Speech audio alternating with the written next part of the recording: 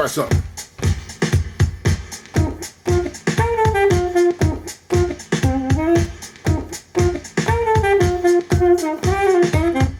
Now, a lot of times when you're sampling, it's fun. You got records and you've got like loop beats, and it's all been provided for you. You know, you got the BPM.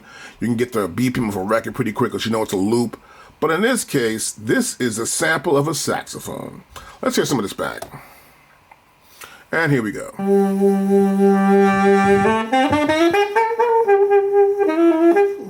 Some background noise.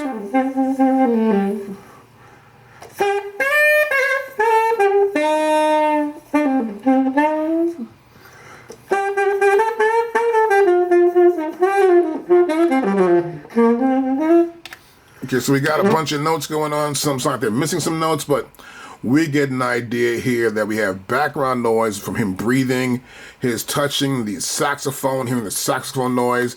We get some of the actual noise from the horn itself too, and we got some sort of echo in the room at the same point.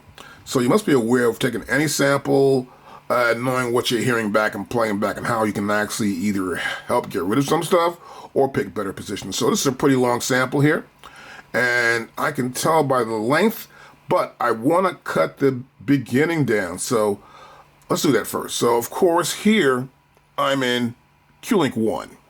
And so since I'm in Q-Link 1, and this is start here, Q-Link 1, I'm going to go into here and sort of like zoom in a little bit more, but I want to zoom in. So let's zoom in some more here. I'll hit my zoom down there and let's go up to here and let's bring this up like this right here. And so I'm going to zoom back out. And so I think it's going to start somewhere further in. So I'm going to go to 1,000 here, my thousandths, and just move in more from where I was at into a place where I believe it'll be better. So I'm going to start from right about here. Now I'll zoom in again, one more level down, a couple levels into it, and get to right here. And I'll come back out. Perfect. And I'll hit it down.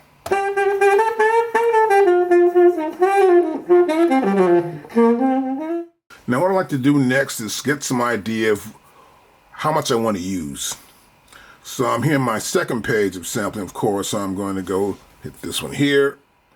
And now I'm looking at this sample and I can see we're A minor. I just want to make sure of that. And I want to go back to get the end now. I'm still here in the second one. I'm also going to take this here, the very top one here.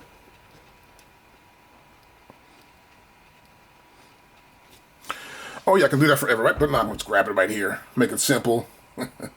Just to make it easier here for us. My sax solo here again. And what I want to do is get sections I like, and probably just the sections you can see where the transients are the biggest, and where there's no transients, I want to probably get rid of some of that. So I want to go to trim here, and I'm going to go to chop. See, I'm trying to chop. I'm going to go to threshold level here and get an idea. Now you see what happened here? Threshold level just changed tremendously. You can see there's so many different chops it gives me. It's ridiculous.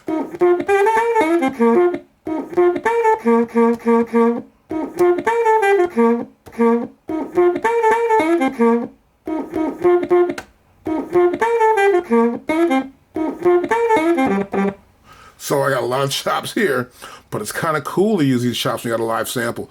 But I can create a program out of this if I want to, and I may just do that to have some fun with the samples, but there are too many samples.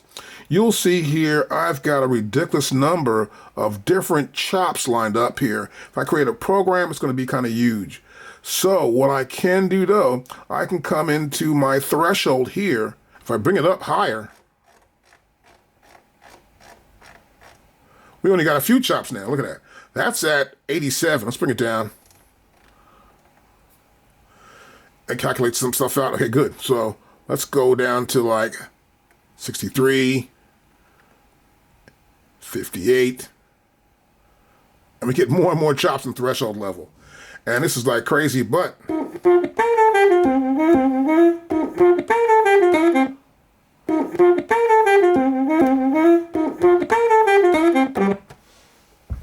not bad. Okay, so I've got a bunch of chops here. Like that. Okay, so a lot of chops here. Now, what I will do in a chop, I go back to here. That's actually a chop going on. A bunch of chops. I need to make it into a program, though. So I'm going to press Shift. I'm going to press Convert. And now I have a program.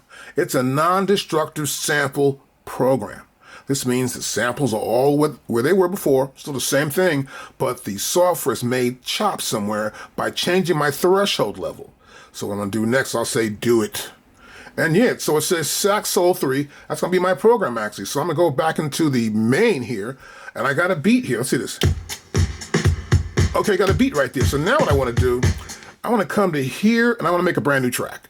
Here's a brand new track right there. I got a brand new track. I want to put the program right there. So I'll just click right there, tap on that, program 3, and now I see my sax program, right? I can come, there's only 4 bars, so I can do is I'll just click on here.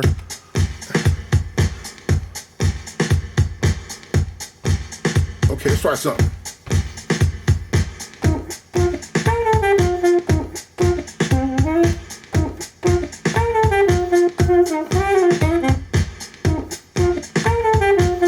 Pretty cool, right? So I'm just coming to just do something. Overdub. But before I can overdub, I gotta go here and I gotta press this to make sure we're recording.